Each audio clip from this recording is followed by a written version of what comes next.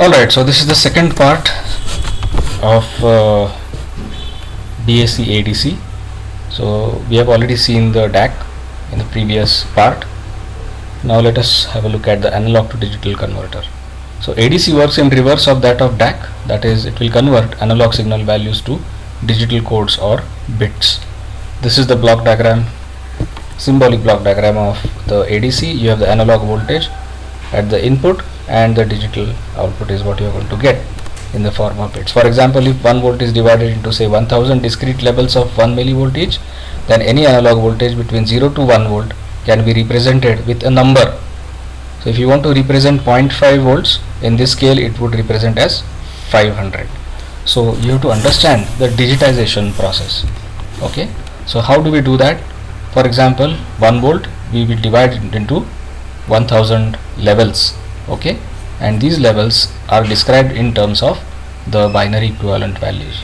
So this actually forms the basis of analog to digital converters. Interesting thing about ADC is the resolution, the most important parameter. So dividing the analog voltage into discrete levels is called quantization or quantizing, and the error that is involved is called as quantization error. When 1 volt is divided into 1000 millivolts, it is said to have a resolution of 1 in 1000 or 1 millivolt. So you can have a change in 1 millivolt being detected corresponding to the change in the level, okay, or the level changes, or let us say the code changes if the voltage changes by 1 millivolt. So you say that the resolution is 1 in 1000. The precision of each level is plus minus 0.5 millivolts, okay, because for say 94.3 millivolts it would be represented as 94 millivolts. So we can guarantee, this is important, we can guarantee that the precision is only up to plus minus 0.5 millivolts because your least count or the resolution is 1 millivolt. So it can be close to the ideal value, to the actual value, by, let us say, we can guarantee that it is close by not more than plus minus 0.5 millivolts, that is half of LSB. We'll see that in more details. Okay, so precision of the voltage representation depends on the resolution. For example, if we have 100 levels, that is the resolution is 1 in 100, that is 10 millivolts, hence 94.3 millivolts would be represented as 90 millivolts. So we can have either, it is represented as 90 millivolts instead of, we cannot have 94 over there because the resolution is less now. So it will be represented in as 90 millivolts, thereby giving us a precision of plus minus 5 millivolts because the resolution is 10 millivolts. So you can guarantee that the actual voltage that is represented by the digital value is close to the actual value by plus, let us say, within plus minus 5 millivolts. So naturally, if the resolution is more, the precision is also greater. Okay, now whenever this 94.3 millivolts will be represented as let us say 90 millivolts, there is going to be an error. So this error is going to be the quantization error, that is 4.3 millivolts in this case. Again, LSB and MSB we have already discussed. LSB is Vmax, that is a maximum input voltage, divided by 2 to the power n, where n is the resolution in bits. MSB is Vmax by 2. Full scale is again Vmax minus LSB. We have already discussed that in DAC. So ADC thus accepts an analog input Vi and produces an output word D1, D2, Dn of fractional value D0, such that D0 is equal to D1 divided by 2 to the power 1 plus D2 divided by 2 to the power 2, and so on and so forth. So we can say that this is Vi, that is your input voltage, divided by V reference. Of course K is one scaling factor, so I can say that Vi divided by V time V full scale, okay, where Fs is the full scale value. Next we come to the quantization error, which is also, it actually manifests in the form of noise. So the conversion process partitions the analog input into 2 to the power n intervals called as code ranges. For example, code 00011 gives Vi as 3/8 of V, but all the values within 3/8 V plus or minus the resolution, half of the resolution are represented, okay, by the same code. This is going to be the source of your quantization error. We have already discussed this previously. This leads to the error called as the quantization error, also called as the quantization noise. And what is the quantization error maximum? It is plus minus half of LSB. So as you can see in this figure that these are the actual voltage inputs and these are the output digital values, which are the converter output, ADC output. So here you can see a very interesting thing happening, that is, it is 1 by 8 is represented exactly as 0 0 1. Okay, and if it is anywhere between 0 to 1 by 8th of a volt, for example, in that case over here you can see that we are having some kind of this, that is the place where you have the highest quantization error. Similarly over here you have the maximum quantization error. So half plus half LSB maximum minus half LSB minimum, wherever the values, actual analog values, are at this point or at this point. Okay, so these are the extremities. Okay, so that is where I get a maximum quantization error. For example, now why a peculiar shape like this is obtained? Because at this point, let us say 1 by 8, let us take a very simple example, 4 by 8. So in this case 4 by 8 is correctly represented, so it's going to give me an exact value corresponding to 4 by 8. But if it is anywhere here, for example, please remember this is a continuous scale, this is not a discrete scale, whereas this is a discrete scale. So even this value over here where the pointer is right now, so here it is represented, even though it is not 4 by 8, it is represented by the same code. So here the maximum quantization error will occur. Similarly on the other extreme also. So that is the importance of understanding what is a quantization error. So to decrease this error we can increase the n. So you can go on increasing the number of bits, that is the resolution, and this quantization error is called as EQ. This EQ actually takes the sawtooth like shape. As you can see here, it forms the sawtooth like shape. Alright, so RMS value of a sawtooth is simply the value divided by peak value divided by square root of 3. This is a standard formula that we get for finding the RMS value. So it is half LSB, that is a maximum value, divided by square root of 3, which turns out to be V full scale resolution divided by 2 to the power n square root of 12.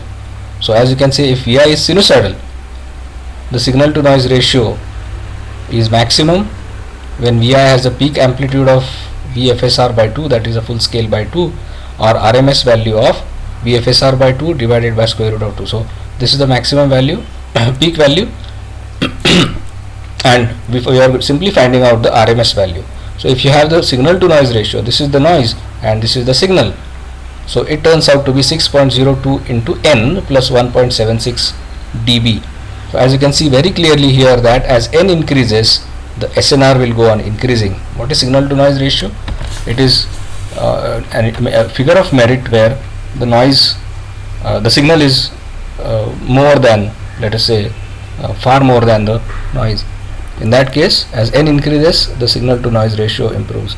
For ideal situation, SNR is actually infinity or infinite decibels. Okay, so SNR value, the more the better. Okay, but that increases if n is more. So what lesson can we learn from this is that quantization noise decreases if the resolution is more. Let us have a look at the ADC parameters now. Number 1, offset and gain errors. Offset error is the difference between actual location of the first code transition and half of LSB. Gain error is the difference between actual locations of the last and the first transitions and the ideal separation of the VFSR minus 2 LSB. So these are all dependent on the internal devices that are used. For example, if you use an operational amplifier to do this, in that case the offset and the gain errors will come into picture. Necessarily it is some kind of a transfer curve which we are talking about. We will see the transfer curve in more details. Integral non-linearity I and L is another important parameter. It is the maximum deviation of the straight line passing through the endpoints after gain and offset errors are nulled. We are going to see this with a figure. Okay, Then differential nonlinearity, ideal code transitions are 1 LSB apart. The maximum deviation from this value is called DNL, that is the differential nonlinearity. If DNL exceeds 1 LSB, some codes are skipped. As you can see, this actually takes the form of a transfer curve, okay, and this has to be as straight as possible. It's a straight line with a gain, proper gain for each and every. It's a linear gain basically, okay. If the gain is not linear, in that case we may have some errors, and if, as I said, if the differential nonlinearity exceeds 1 LSB, some codes will simply not be available at all, okay. So it will be skipping the code, okay, if that nonlinearity is more. Another important parameter is the conversion time. An ADC conversion takes certain amount of time to complete. This is called the conversion time, and it ranges from 10 nanoseconds to tens of milliseconds depending on the conversion method, resolution, and the technology that is used. What are the various different types of ADC circuits? So we have different ADC circuits: flash converter, also called as a parallel converter, linear ramp type converter, digital ramp type converter, and successive approximation converter, and the integrating type of converter. We'll see all of them in details. So this is the very first type of converter, called as a flash type or the parallel converter. As you can see here very clearly that we have employing various comparators, okay. So we require to use, let us say, n-1 comparators where n is the resolution, okay, and the outputs of these comparators are given to a priority encoder which actually generates the digital values. So register string creates 2 to the power n-1 reference level. So these are the reference level again. So this register network will create 2 to the power n-1 reference level separated from each other by 1 LSB, and a bank of 2 to the power n-1 high speed comparators. So comparators are strobed by the clock signal. So you can see here that the comparators are strobed by the clock signal. These are the strobes, okay, that is when it activates, okay, that is done with the help of a clock signal. For the comparator whose reference levels are below Vi will output a logic 1, and the remaining comparators will output 0. So this there actually we have some kind of a bar graph which is generated, and then it is converted to the desired output by using what is called as a priority encoder. You must have already learned the priority encoder in your digital class. Since input sampling and latching takes place during first phase of the clock period and decoding during the second phase, entire conversion takes only one clock cycle. This is the most important aspect of this ADC. So necessarily what we get is a very fast ADC operation. So that is the reason why it is called as a flash type converter. Now the delays involved are only because of the propagation delays. Flash ADCs are available in mega samples per seconds or giga samples per seconds. So this is a very fast type of ADC. The only limitation is hardware, that is requires a large number of comparators, that is 2 to the power n-1, and hence the power dissipation and the cost also increases. Next is the linear ramp type converter. As you can see, this is a very simple technique.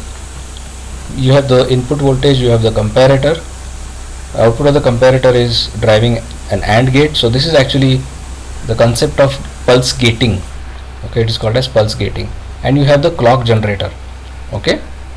Now there is a ramp generator here, and this ramp actually is compared with the input value, or the input value is compared with the ramp generator or the ramp itself. For example, if you are Vin or Vi here in this case, you can see here that for that much amount of time Vi is going to be, so long as the input voltage is greater than the ramp value, Vi is going to be high.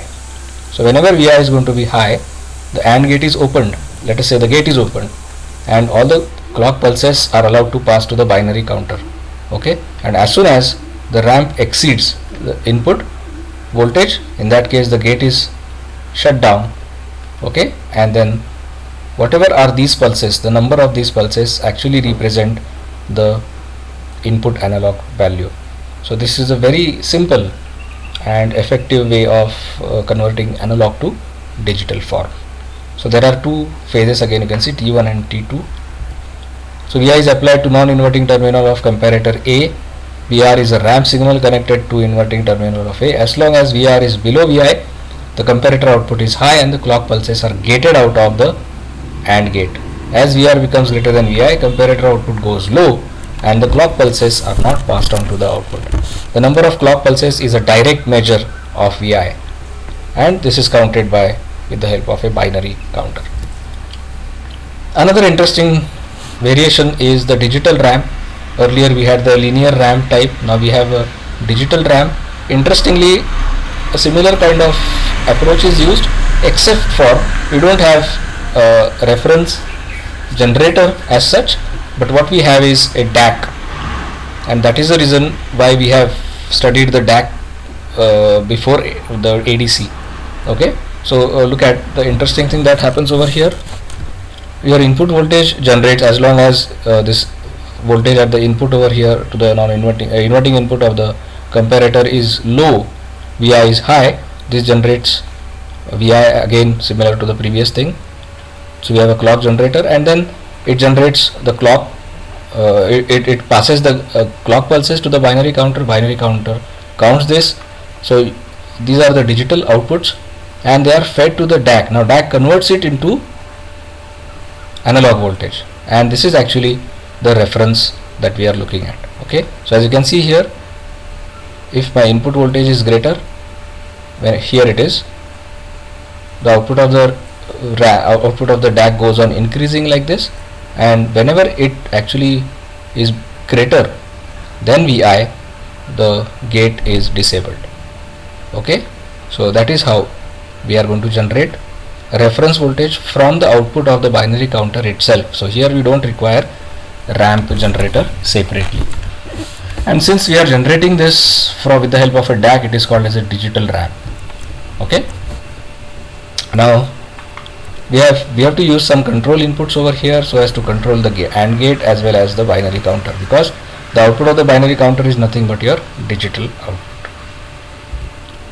So it is a modified version of linear ramp ADC. It uses DAC to generate staircase waveform.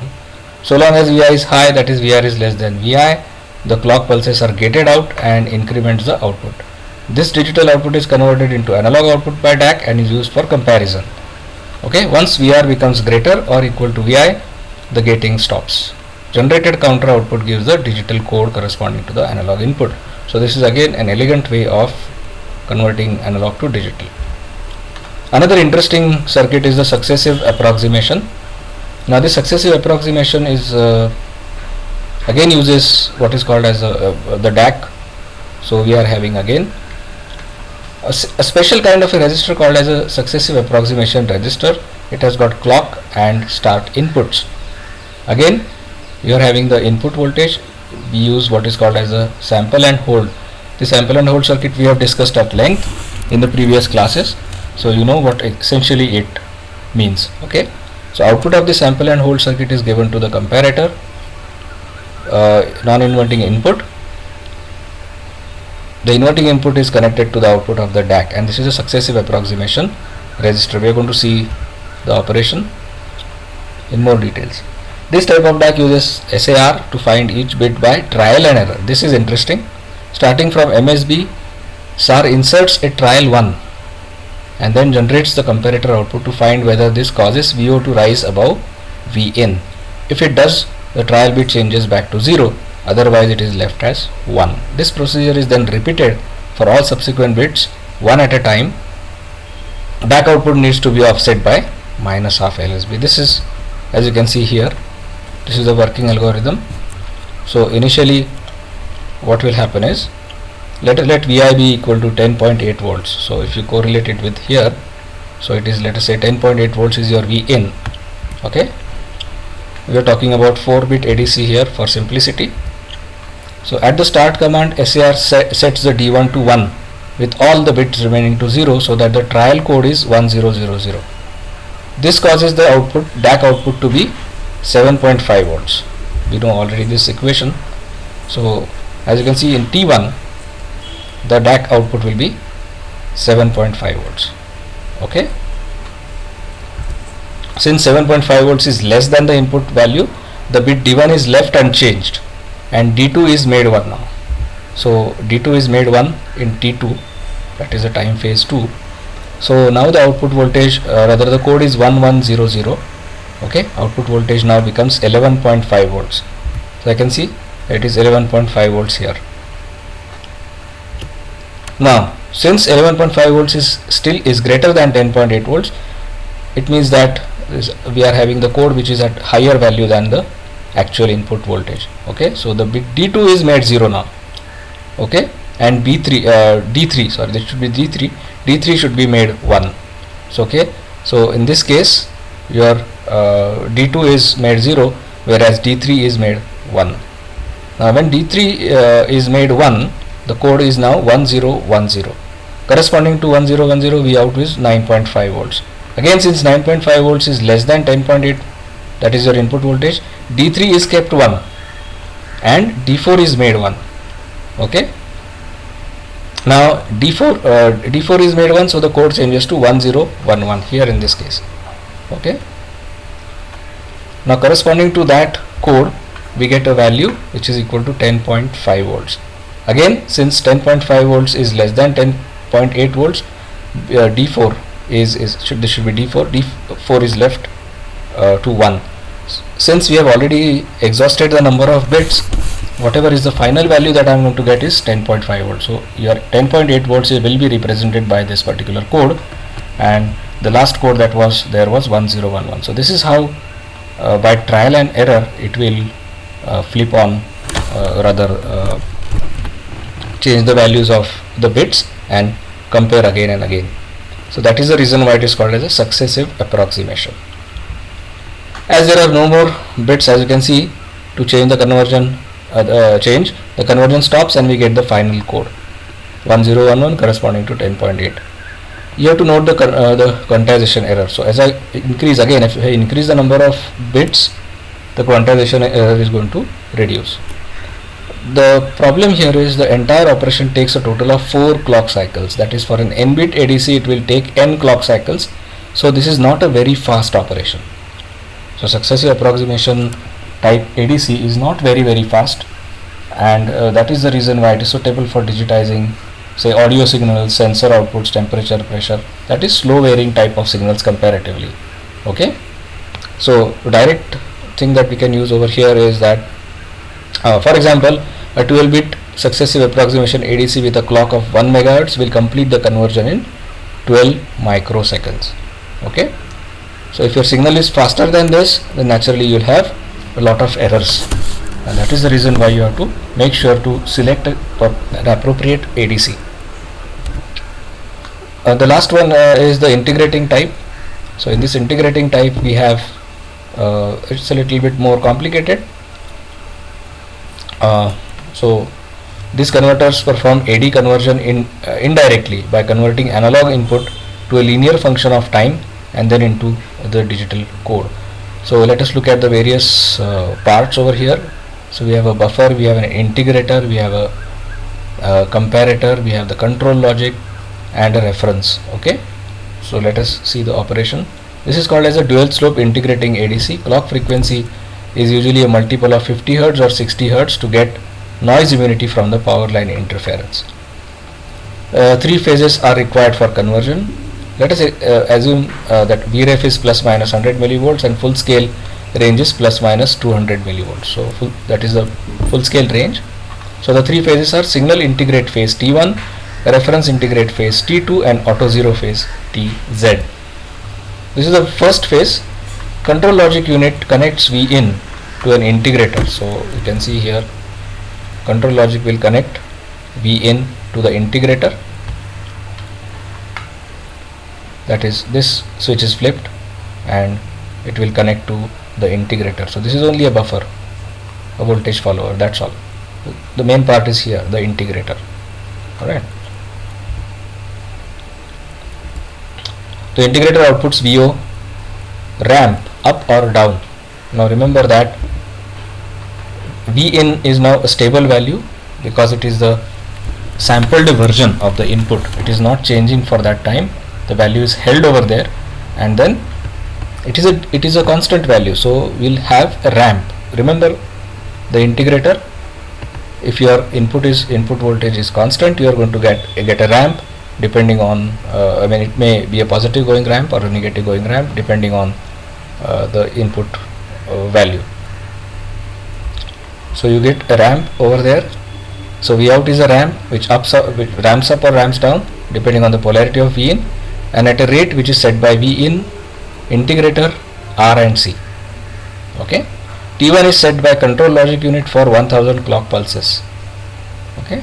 Thus, if clock is 12 kilohertz, the period is 83.33 microseconds, or T1 lasts for 83.33 milliseconds in this case. Okay.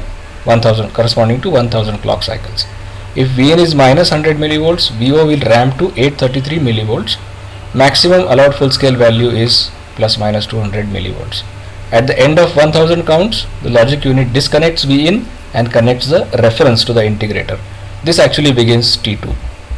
So this is allowed for 83.33 milliseconds, that is 1000 clock cycles. So this connection is there, and then after that the T2 starts. As you can see here, that control logic will switch this to T2.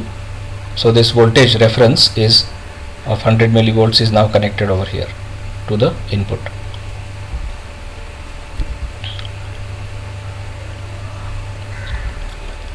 This is called as the reference integrate phase. At the beginning of phase T2, logic unit connects a capacitor Cref which was charged to plus 100 millivolts or minus 100 millivolts depending on V in polarity, that was during T1, to the integrator, so that Vref has opposite polarity to V in. Okay, Vref will ram the integrator back towards 0. So if the input was positive, depending on whatever the polarity, the ramp was going up, let us say. Now in this case, because of Vref, it will go down from that point. Okay.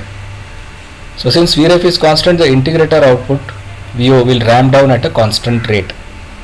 Okay. When VO reaches 0, comparator signals the logic unit to terminate phase 2. So here, this phase 2, that is T2, will be terminated when the comparator output it becomes 0. Okay.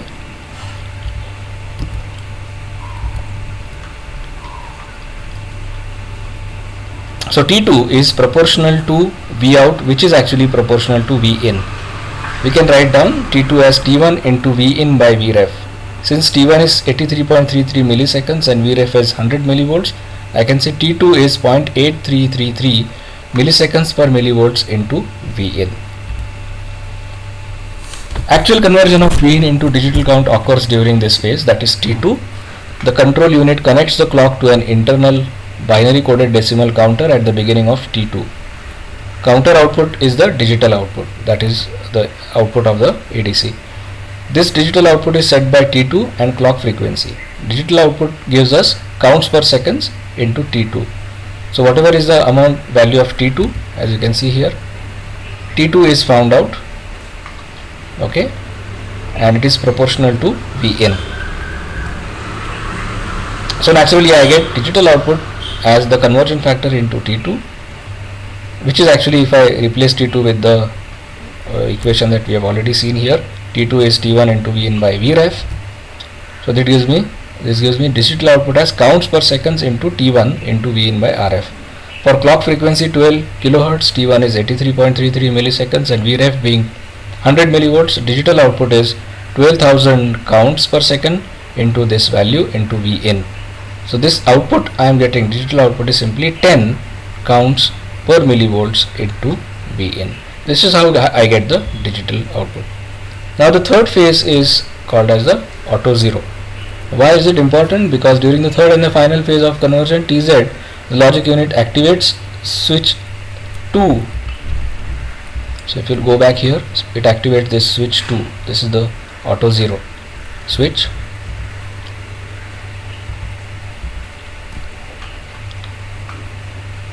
And connects this auto zero capacitor CAZ. Also input of comparator is connected to ground via switch 1.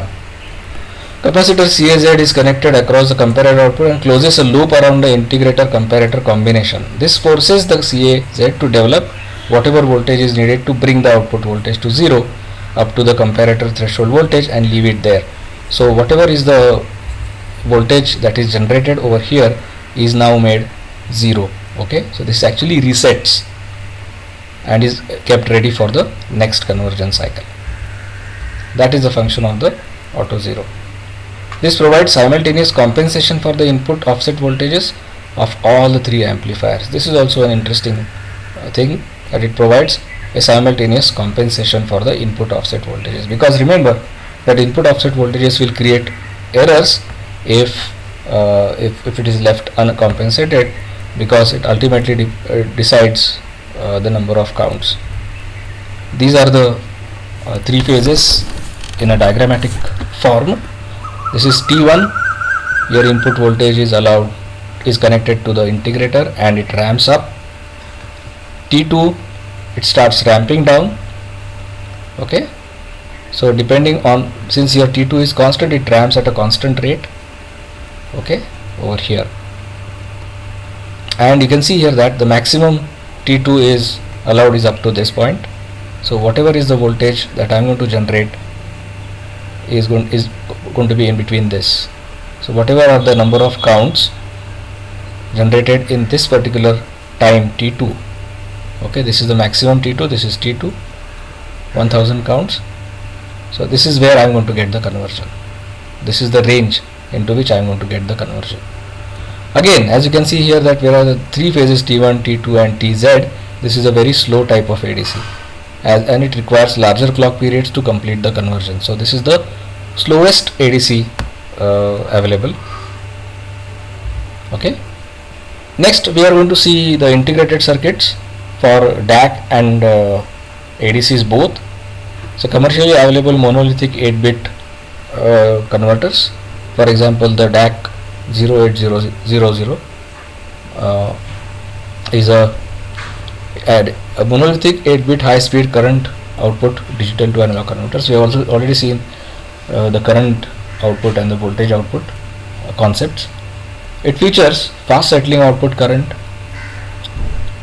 Then we have full scale error as plus minus 1 LSB, non-linearity over temperature as 0.1 plus or minus %, full scale current drift plus minus 10 parts per million per degree Celsius, high output compliance, so it can work at minus 10 volts to plus 18 volts, complementary current outputs. So we have I plus and I minus. Over here you can see here I out and I out bar, that is a negative current over there. Interface directly to TTL, CMOS, PMOS and other devices. 2 quadrant wide range multiplying capability, wide power range, that is plus minus 4.5 volts to plus minus 18 volts. Power consumption is 33 milliwatts at plus minus 5 volts, and it is a low cost device. So you can see here the pinout of the DAC. This is a typical application. We have already seen such a kind of application in simulation in multisim as well as using Proteus, but we'll actually see the simulation in the for the monolithic devices also. Then we see one commercially available integrated circuit for ADC, that is ADC 0808. Now here it is an 8-bit analog to digital converter. You can have 8 channels. Okay, so 8 channel multiplexer is there inside, and it's a microprocessor compatible control logic. It uses successive approximation as the conversion technique. Features are easy to interface, operates with 5 volt DC, no zero or full scale adjust required, 8 channel, so you have 8 different channels to convert your ADC, convert from analog to 8 analog channels which can be converted to digital outputs. Full input range is 0 volts to VCC, output meets the TTL voltage specification. Key features are, it has got 8-bit resolution, unadjusted error of plus minus half LSB, single supply 5 volt DC operation, low power 15 milliwatts, conversion time is 100 microseconds. Okay, this is the pinout as you can see here. Various different interesting pins are the end of conversion, then you have the output enable clock. Okay, other things we are going to see. This is the address, which actually is the input to your multiplexer, which selects the channels. Okay, this is done by the microcontroller, setting of these addresses. Then address latch enable, which once you assert this particular address will be considered. Okay, and these are the outputs. Start of conversion is again signaled by the microcontroller. As you can see here, this is a typical application. So read and write. Okay, these are the signals coming from the microcontroller or microprocessor, and the interrupt is generated once the end of conversion is done. End of conversion is triggered, which is nothing but the interrupt, which can be used as an interrupt to for the microcontroller to or the microprocessor to read the values, so that the correct values are obtained. Okay, so that is about it as far as the ADC and the DACs are concerned. We'll see the simulation of these devices.